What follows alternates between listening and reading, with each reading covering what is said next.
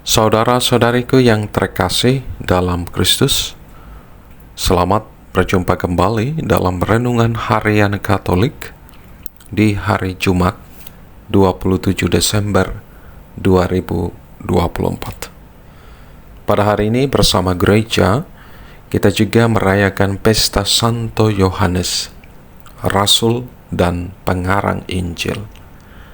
Dan kita akan bersama-sama pada kesempatan ini mendengarkan dan merenungkan firman Tuhan dari Injil Yohanes bab 20 ayat 2 sampai 8. Dalam nama Bapa dan Putra dan Roh Kudus. Amin. Tuhan bersamamu dan bersama rohmu. Inilah Injil Tuhan kita Yesus Kristus menurut Yohanes. Dimuliakanlah Tuhan.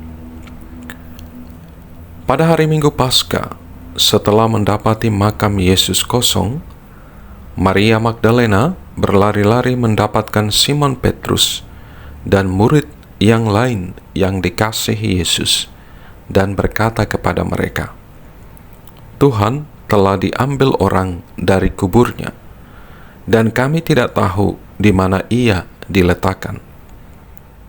Lalu berangkatlah Petrus dan murid yang lain itu ke kubur.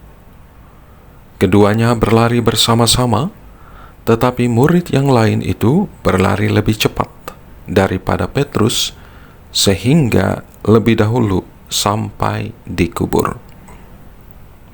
Ia menjenguk ke dalam dan melihat kain kafan terletak di situ. Namun ia tidak masuk ke dalam. Datanglah Simon Petrus juga menyusul dia dan masuk ke dalam kubur itu.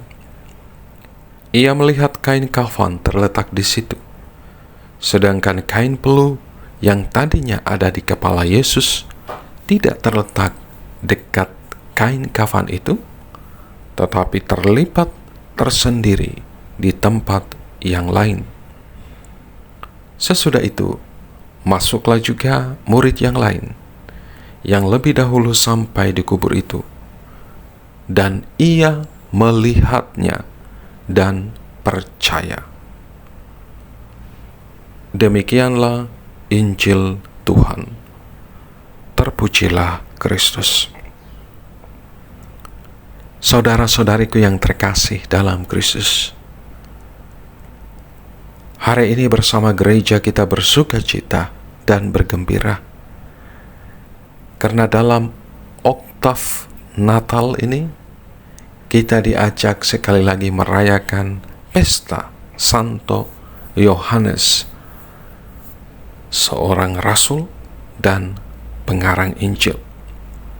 Yohanes juga tentu kita kenal dengan baik, karena ia menjadi murid yang sungguh dikasihi Yesus dan selalu diikut sertakan oleh Tuhan kita Yesus Kristus dalam perjalanan pentingnya bersama Yakobus dan Petrus. Namun menariknya, walaupun Yohanes begitu dikasihi dan dicintai oleh Tuhan, tetapi ia tidak pernah menyombongkan diri. Hal ini dapat kita lihat bersama dari kisah Injil yang kita dengar pada hari ini. Ketika ia yang berlari duluan menuju ke kubur, tetapi ia tidak masuk. Ia menunggu kedatangan Petrus yang adalah kepala para rasul. Hal ini sederhana, tetapi mau menunjukkan sikap kerendahan hati seorang Santo Yohanes, rasul dan pengarang Injil. Hal ini juga perlu kita hidupi dalam tugas karya perutusan kita sebagai murid-murid Tuhan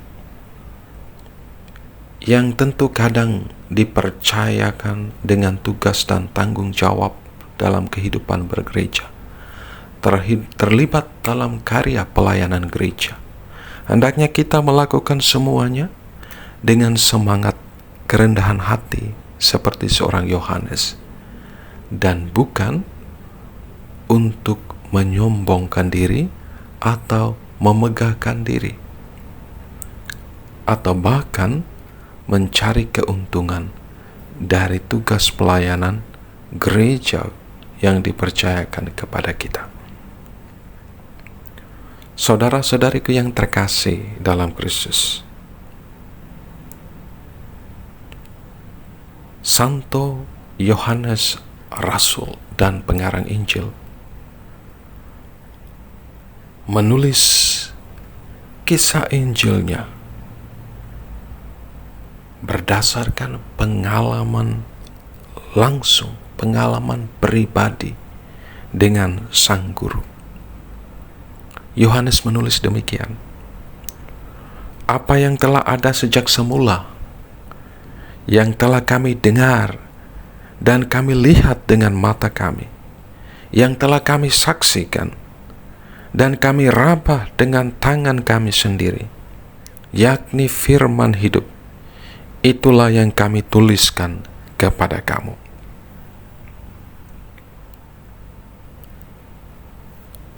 Kesaksian Yohanes yang demikian melalui tulisannya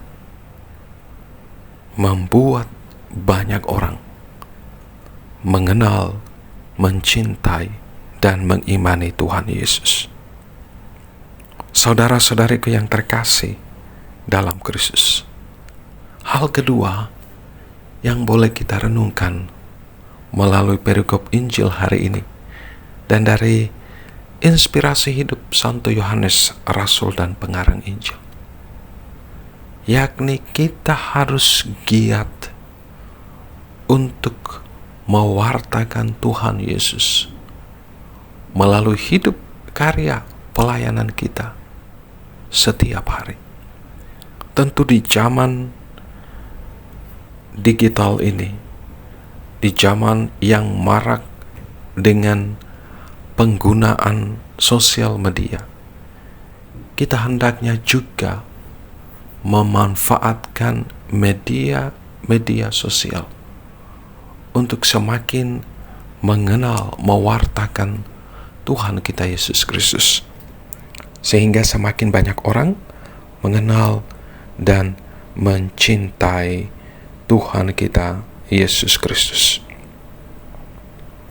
Kesaksian kita tentu harus juga didasari dari hidup kita secara pribadi, hidup yang sepadan sesuai dengan panggilan dan perutusan kita sebagai murid-murid Tuhan. Berkat Tuhan beserta kita sekalian, Bapa, Putra, dan Roh Kudus. Amin.